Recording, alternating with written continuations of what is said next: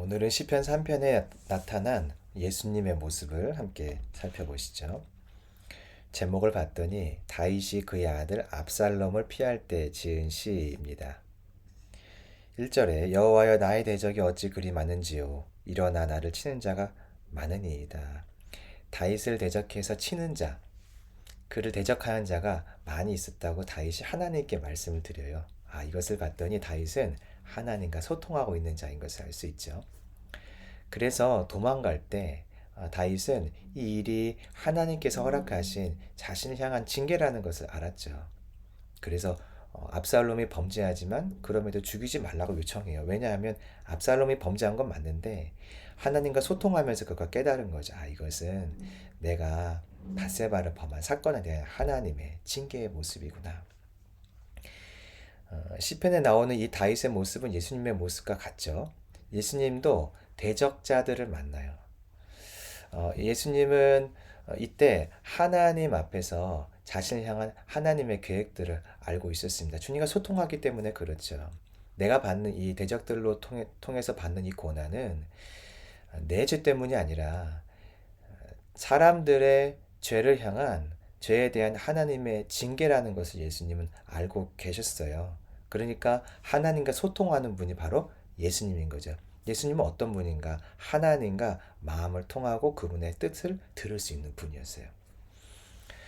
예수님은 또한 그렇기 때문에 내게 찾아오는 일들이 하나님 안에서 왜 있는지도 아셨던 것이죠.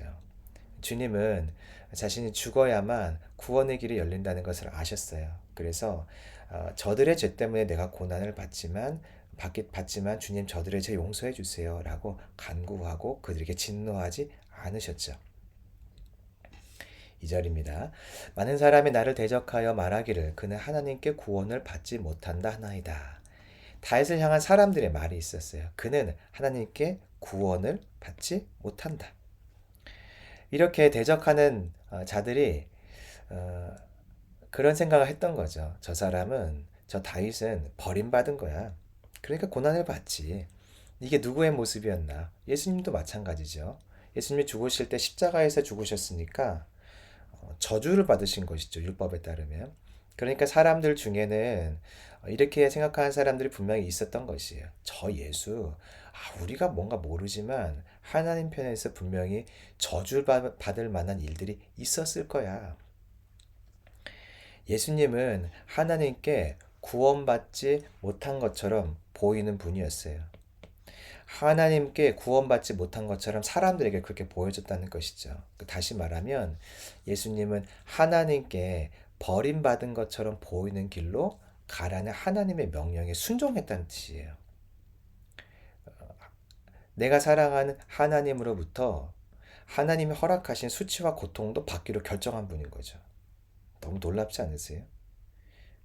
우리가 이왕이면 이 땅에 살아갈 때, 저 사람은 하나님께 참 인정받는 사람인 것 같아.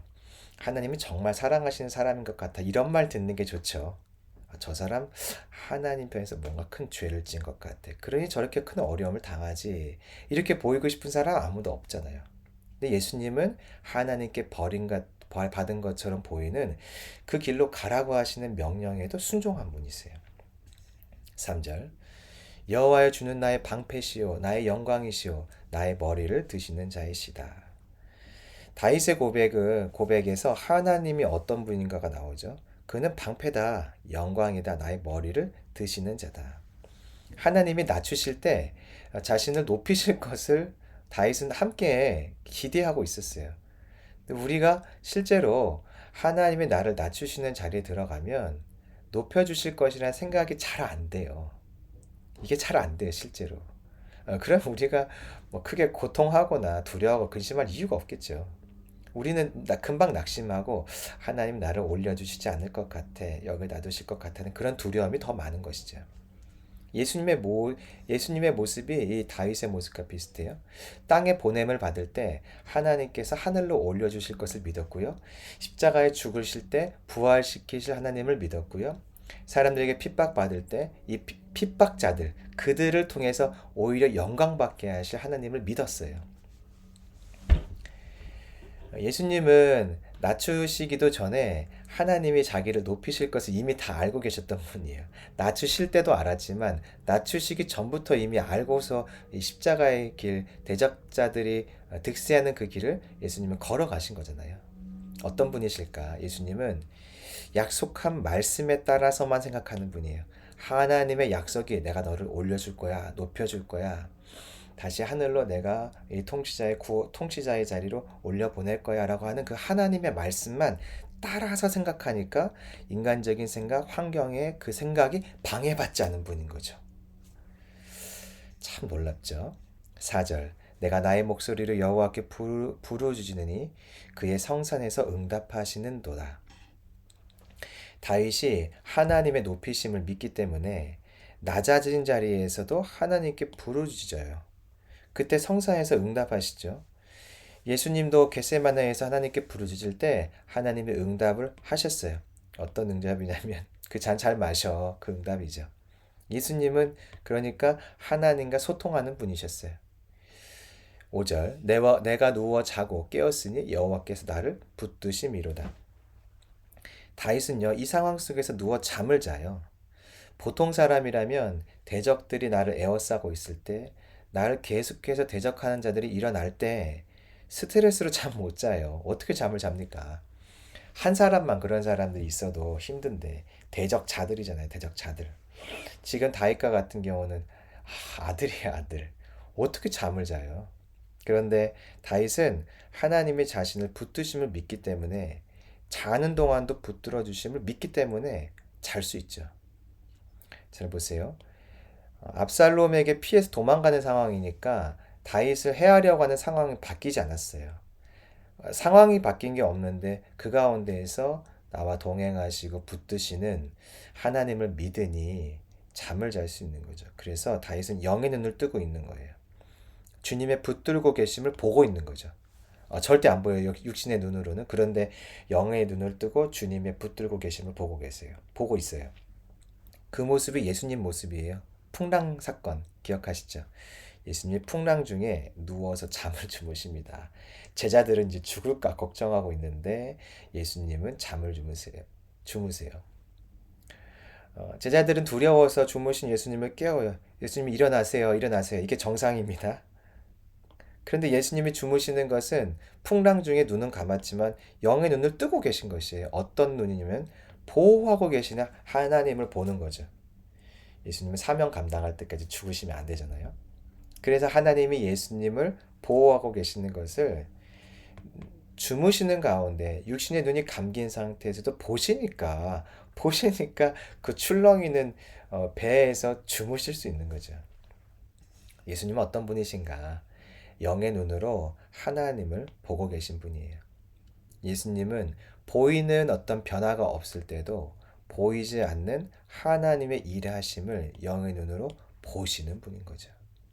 6절 천만이니 나를 에워싸 진친다 하여도 나는 두려워하지 아니하리니. 예수님께서 하나님을 보고 있기 때문에 다윗은 하나님을 보고 있기 때문에 대적들 앞에서 두려워하지 않아요. 믿으려고 애쓰는 것이 아니라 이미 믿어버렸기 때문에 두려워하지 않는 것입니다. 7절 여호와여 일어나소서 나의 하나님이여 나를 구원하소서 주께서 나의 모든 원수의 뺨을 치시며 악인의 일을 꺾으셨나이다.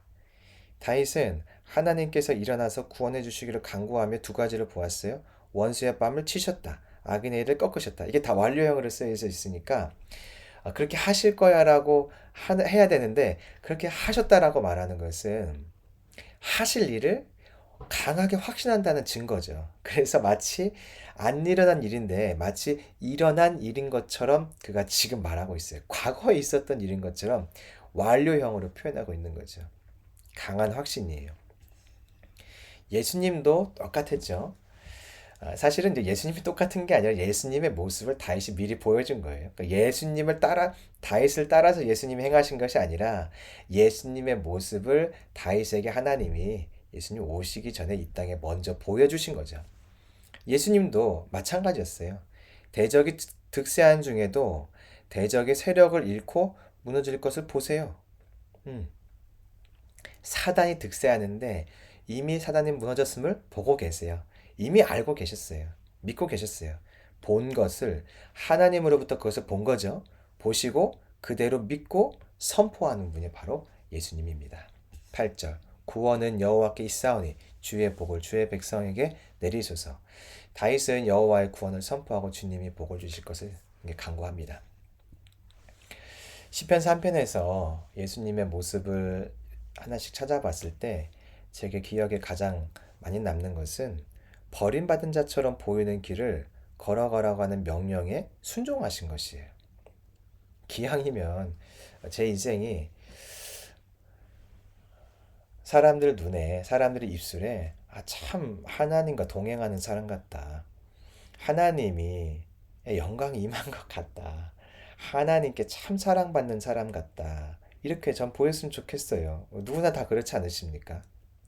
그런데 하나님이 그렇지 않은 길을 좀 너가 좀 걸어가 줄래? 라고 이야기하실 때 내가 걸어갈 수 있을까? 힘들어 보여요. 또 실제로 힘들고 그 자체가 힘들고 그 길을 모르고 가면 지나가 볼 수 있겠지만 미리 알려주시면서 너 이런 어려움들 고난들 있을 건데 그 길 좀 가봐라고 말할 때 과연 갈 수 있을까?